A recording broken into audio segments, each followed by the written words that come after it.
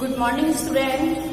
In previous lecture we have discussed about chapter number 13 direct and inverse proportion, right? ठीक है, उसी की exercise 13.1 के कुछ एक क्वेश्चन हम लोगों डिस्कस कर लिए थे, उसी को कंटिन्यू करते हैं, थोड़ा सा उसके बारे में देखेंगे और उसके बाद में हम इनवर्स प्रोपोर्शन का भी थोड़ा सा डिस्कस करेंगे, राइट? ठीक है, तो आज के वीडियो में ये वाला चैप्टर आपका मैं फिनिश कर दूंगी और उसके बाद नेक्स्ट वीडियो में नया चैप्टर हम लोग स्टार्ट करेंगे, ठीक है?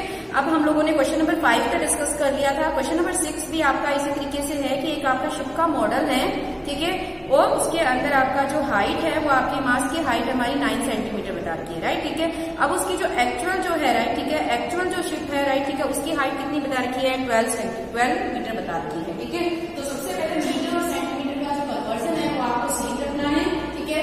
9 centimetre should be change into the metre में चेंज करेंगे तो इसको डिवाइडेड बाय क्या करते हैं? जो 100 करते हैं और ये आएगा मेरा 0.09 मीटर, ठीक है स्टूडेंट?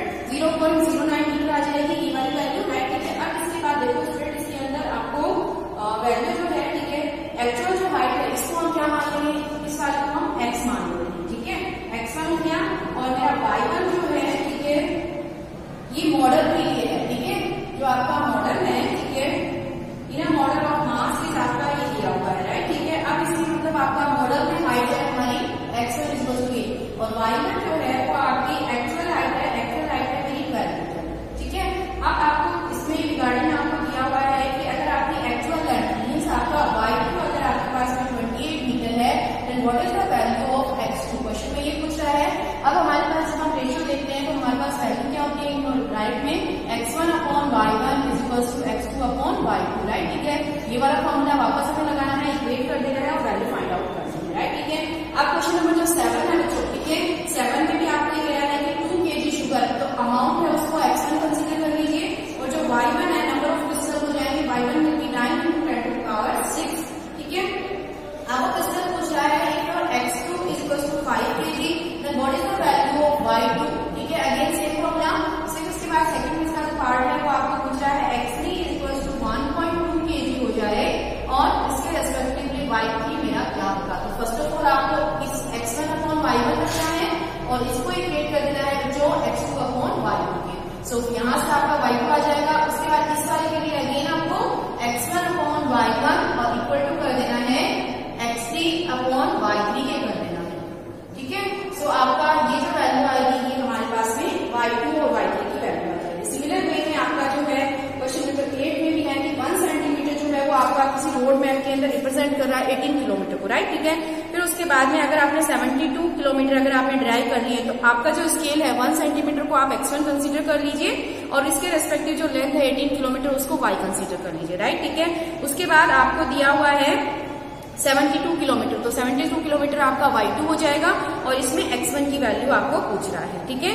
तो इस तरीके से आपको जो है इस वाली 13.1 के एक्सरसाइज के जो भी क्वेश्चंस हैं वो आपको करने हैं। इसके सॉल्यूशंस आपके ग्रुप में मैं सेंड कर दूंगी। जब फ्रॉम देयर आपको देख के जो है अपनी कॉपी में ये चैप्टर पूरा कंप्लीट कर लेना है, ठीक है?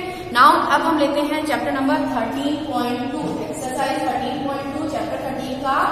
अब ये तो था मेरा रिलेशन था वो आपका डायरेक्ट प्रोपोर्शन, ठीक है? अब इनवर्स के लिए क्या होता है? डायरेक्ट प्रोपोर्शन हम लोगों ने पहले डिस्कस किया था कि अगर एक चीज वेरी हो रही है तो उसके रेस्पेक्टिवली सेकंड चीज भी आपकी क्या होगी? इंक्रीज होगी। अगर कोई क्वांटिटी आपकी एक्स जो है वो डिक्रीज हो रहा है तो वाई भी मेरा क्या रहेगा? डिक्रीज रहेगा, राइट? ठीक है, अब ये था आपका डायरेक्ट प्रोपोर्शन के लिए रिलेशन। अब इनवर्स प्रोपोर्शन की हम बात करें, अगर हम इनवर्स प्रोपोर्शन में देखें तो हमारा रिलेशन क्या होता है? x1 y1 is equal to x2 y2। इसमें आपका डिनोमिनेटर में रहेगा और इसमें आपका क्या रहेगा? मल्टीप्लाई की टर्म में रहेगा। अब इनवर्स प्रोपोर्शन हम कैसे ले सकते हैं? अगर आपका x1 बढ़ रहा है तो आपका y क्या हो जाएगा? डिक्रीज हो जाएगा। x1 इंक्रीज कर रहा है तो y1 आपका क्या होगा? डिक्रीज करेगा, ठीक है? या फिर अगर x1 आपका डिक्रीज हो रहा है तो जो y1 होगा वो मेरा क्या होगा? जो इंक्रीज करेगा, ठीक है? तो इस तरीके का रिलेशन अगर आपको दिया हुआ हो तो ये कौन सा रिलेशन होगा? मेरा इनवर्स प्रोपोर्शन का रिलेशन होगा, ठीक है? अब एक्सरसाइज जो आपका 13.2 है उसमें इसी टाइप का जो क्वेश्चन है वो आपको करना है, ठीक है? तो अब जैसे उसमें से एक आधा क्वेश्चन हम लोग 1 या 2 3 क्वेश्चन डिस्कस कर लेते हैं एक्सरसाइज के। जैसे आपका क्वेश्चन दिया हुआ है, ठीक है, क्वेश्चन नंबर 4, ठीक है, अ box of sweet is divided into the 24 children, right? ठीक है, तो आपका एक बॉक्स है उसको डिवाइड कर दिया है 24 चिल्ड्रंस में डिवाइड किया है, राइट, ठीक है। They will get 5 sweets each, ठीक है। अब उसके बाद में हर एक बच्चे को कितनी स्वीट्स मिली है, हमारे पास 5 स्वीट्स मिली है, ठीक है। How many would each get, ठीक है, if the number of children reduced by 4, ठीक है। तो रिड्यूस बाय 4 का मतलब हो गया कि आपके बच्चे अगर पहले आपके थे, ठीक है, जो भी आपके स्टूडेंट थे इसमें 24 चिल्ड्रन थे, ठीक है। तो अभी आपके चिल्ड्रन आपके क्या होंगे, रिड्यूस कर दिए 4 से, तो इट मीन चिल्ड्रन का नंबर हमारा क्या हो गया है, कम हो गया है। तो अब हमारे नंबर ऑफ चिल्ड्रन क्या हो जाएंगे, 20 हो जाएंगे, राइट, ठीक है। तो अब इसमें से जो स्वीट का जो रेशियो है, ठीक है, एक्सरसाइज नंबर 13.2, ठीक है। देखते हैं इसमें क्वेश्चन कैसा आएगा।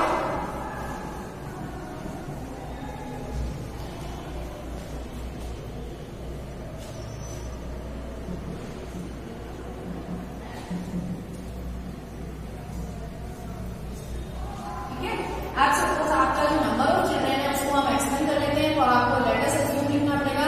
Let us consider number of children is x1 and x1 मेरा कितना है बच्चों, 24, ठीक है। अब y1 आपका नंबर ऑफ स्वीट्स हो जाएंगी, number of sweets is equal to y1 is equal to 5, ठीक है। अब नेक्स्ट आपको कंडीशन दे रहा है, जो आपका y2 है वो हमें फाइंड आउट करना है, और x2 आपका रिड्यूस हो गया है, 4 से रिड्यूस हो गया है, राइट, ठीक है। तो x2 की वैल्यू कितनी आ गई बच्चों, 20 आ गई, ठीक है। अब आपके पास सारी वैल्यूज आएंगे, अब इस वाले फॉर्मूले में आप करिए 24 into 5 is equal to 20 into x2, ठीक है। अब x2 निकालना है तो ये इसमें क्या चला जाएगा, डिवाइड में चला जाएगा। So 24 into 5 divided by 20 and it is equal to x2, ठीक है। अभी डिवाइड कर दीजिए, 5 1 जा 5, 5 4 जा 20, 4 1 जा 4, 4 6 जा 24, ठीक है। तो इट मींस x2 की वैल्यू क्या आ जाएगी, 6 आ जाएगी। अगर आपके नंबर ऑफ चिल्ड्रन पहले 24 थे तो हर एक बच्चे को कितनी स्वीट्स मिल रही थी, कितने पीसेस मिल रहे थे, 5 पीसेस मिल रहे थे। अब अगर आपने डिक्रीज कर दिया, नंबर ऑफ चिल्ड्रन कम हो गए, तो हर एक बच्चे के पास स्वीट का अमाउंट बढ़ेगा।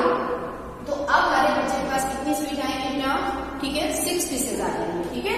So this was your question number, ठीक है, 4, ठीक है। क्वेश्चन नंबर 4 था। अब इसी तरीके से आपका जो है क्वेश्चन नंबर 5 भी है क्या, ठीक है। 5 में भी आपको सेम इसी तरीके से कंसीडर करना है, ठीक है। तो उसमें भी आपको यही वाला रिलेशन लगाना है, x1 y1 is equal to x2 y2, ठीक है। अब जैसे इसमें आपको गिवन है स्टूडेंट, ठीक है, ये वाली वैल्यू है मेरे पास में question number 5, okay. Question number 5 में आपको कह रहा है a farmer has enough food to feed the 20 animals, ठीक है। तो एनिमल्स का काउंट आप x1 दे दीजिए, तो x1 मेरा कितना है, 20 है, ठीक है। अब जो नंबर ऑफ डेज है, ठीक है, नंबर ऑफ डेज उसको हम y1 कंसीडर कर लें, y1 मेरा कितना है स्टूडेंट, 6 डेज है, ठीक है। अब ये वाला है नंबर ऑफ कैटल्स या एनिमल्स व्हाटएवर इट इज, ठीक है। अब आपको क्या दिया हुआ है, ठीक है, वो कह रहा है how long would the food last if there were 10 more animals in this cattle, ठीक है, इन दिस कैटल, ठीक है। अब अगर उसने ये वाला अमाउंट इंक्रीज कर दिया, 10 से इंक्रीज कर दिया, राइट, ठीक है, 10 से इंक्रीज कर दिया, इट मींस अब आपके नंबर ऑफ कैटल्स कितने हो जाएंगे, x2 इक्वल टू कितना हो जाएगा student, 20 plus 10 is equal to 30, ठीक है। अब उसके पास 30 कैटल्स हो गए, 30 एनिमल्स हो गए। पहले जब 20 एनिमल्स से फूड कितने दिन चलता था, 6 डेज चलता था। अब अगर एनिमल्स बढ़ गए तो फूड जो है आपका कम दिन चलेगा, तो कैसा रेशियो हो गया, इनवर्स प्रोपोर्शन का रेशियो हो गया। नाउ अब हमें फाइंड आउट क्या करना है, number of days find out करना है कि अगर हमारे नंबर ऑफ कैटल्स 30 हो जाए तो अब फूड कितने दिन लॉन्ग लास्ट चलेगा, राइट, ठीक है। सो x1 y1 is equal to x2 y2, जो ठीक है, x1 की वैल्यू है मेरी 20, y1 है मेरा 6, x2 की वैल्यू है 30 and y2 we have to find out, so y2 will come as it is. Now 30 will goes in the denominator of this, ठीक है। So what is the value of y2? y2 आ जाएगा 20 into 6, denominator में 30, 10 से 10 cancel out कर दीजिए बच्चों, ठीक है।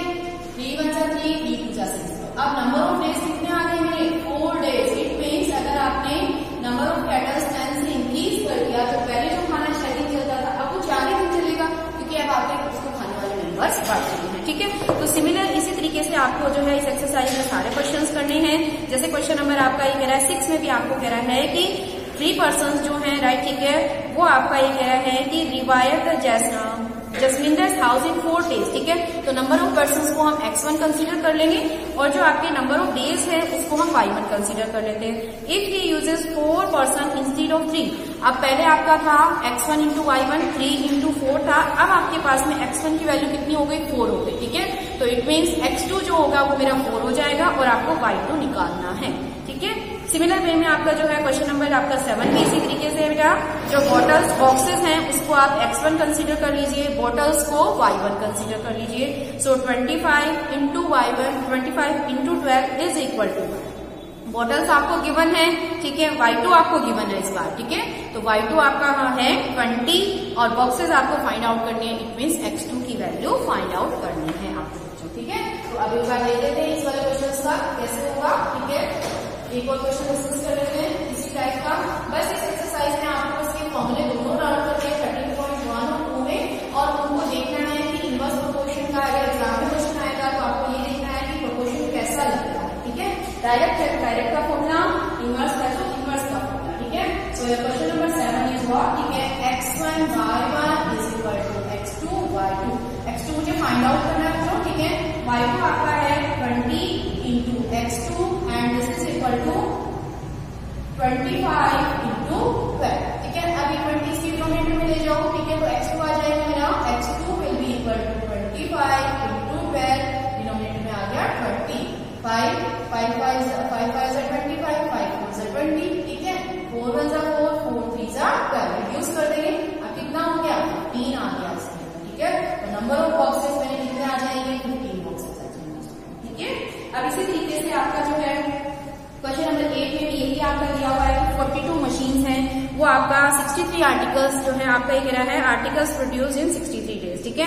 तो 42 जो मशीन्स हैं, राइट, ठीक है, उनको एक given number of article produce करने में 63 डेज लगते हैं, ठीक है। तो मशीन को आप x1 ले लीजिए, नंबर ऑफ डेज को y1 ले लीजिए। अब उसके बाद नंबर ऑफ डेज दिए हुए हैं तो y2 की वैल्यू आपको गिवन है और अगेन आपको x2 की वैल्यू फाइंड आउट करनी है, ठीक है। तो सेम आपका इनवर्स प्रोपोर्शन का रेशियो लगा लेंगे और वैल्यू फाइंड आउट हो जाएगी, ठीक है। अब क्वेश्चन नंबर 9 भी अगेन सेम है, 2 hours is reach, a car takes 2 hours to reach a destination to travel 60 kilometre per hour, ठीक है। तो उसमें भी अब आपको वैल्यू वो भी रखनी है जो आपको गिवन है, ठीक है। x1 y1 आपको अपनी मर्जी से अज्यूम कर लेना, आप चाहे किसी को भी x1 ले सकते हैं अकॉर्डिंग टू दैट, बट दोनों साइड हमारा x1 सेम होना चाहिए, ठीक है। एक ही क्वांटिटी के लिए होना चाहिए, दूसरी क्वांटिटी के लिए आपको y2 अज्यूम करना है, बस वो ध्यान रखना है, बाकी इसके क्वेश्चन बहुत ईजी है, ठीक है। अब आ रहा है क्वेश्चन नंबर मेरा 9, ठीक है। 9 में देखिए क्या है आपके पास में 2 आवर्स, तो नंबर ऑफ आवर्स को हम 2 x ले लेते हैं और जो ट्रेवलिंग की डिस्टेंस है वो आपकी कितनी है, 60 है, ठीक है। तो इसको मैंने लिख दिया। अब उसके बाद आपको ये पूछ रहा है x2 की वैल्यू क्या होगी, if your y2 is 80, y2 मेरा 80 आ रहा है तो अगेन ये 80 से डिनोमिनेटर में चला गया, तो 2 इंटू 60 डिवाइडेड बाई 80 बच्चों, ठीक है। ये कट गया, इसको काट दीजिए 2 की टेबल से, 2 3 जा 6, 2 4 जा 8, ठीक है।